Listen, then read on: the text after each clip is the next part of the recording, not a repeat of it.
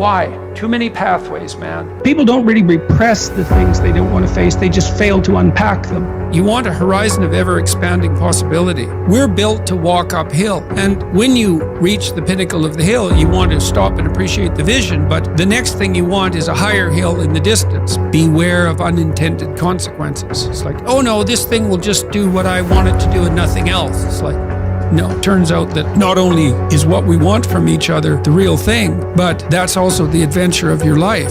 And so if you aren't truthful, and that means, unfortunately, especially at the beginning when you start to be truthful, it means deeply coming to terms with your inadequacies in humility. So it's very painful. Without that, you don't have the adventure of your life. You have the role that you've acquiesced to. And that'll take all the meaning out of your life. It's good for you to go take your place in the world. Have some ambition, have a vision, have a goal, have a strategy. Try to be a good person, not because it's your duty precisely, because that's the proper way to live. You sit on the bed and say, okay, man, I'm ready to learn something. What's one thing I'm doing wrong, that I know I'm doing wrong, that I could fix? You meditate on that, you'll get an answer. You grow in proportion to the weight you take on voluntarily. And it's also true that we have no idea what the upper limit to that is. It's from the uphill climb that we derive our value, and I mean this technically.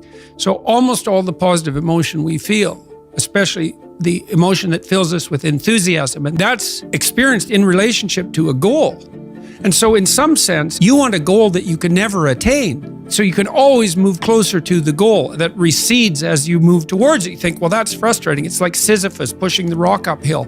But it's not, because as you pursue that goal, you put yourself together and your life does get better and richer and more abundant. And that's why the highest levels of virtue and goal are in some sense transcendent. You want them to be above everything you're doing so you can continually move towards something that's more sublime and better. That's what you are. You're here to live, not to sleep. And the problem with the vision of Mai Tais on the beach is that, well, first of all, that's a vision of drug-induced unconsciousness. Second, it's only going to work for about a week. Third, you're going to be a laughingstock in a month and depressed and aimless and goalless. You want a horizon of ever-expanding possibility. And so it does happen to people because they've staked their soul on the attainment of an instrumental goal.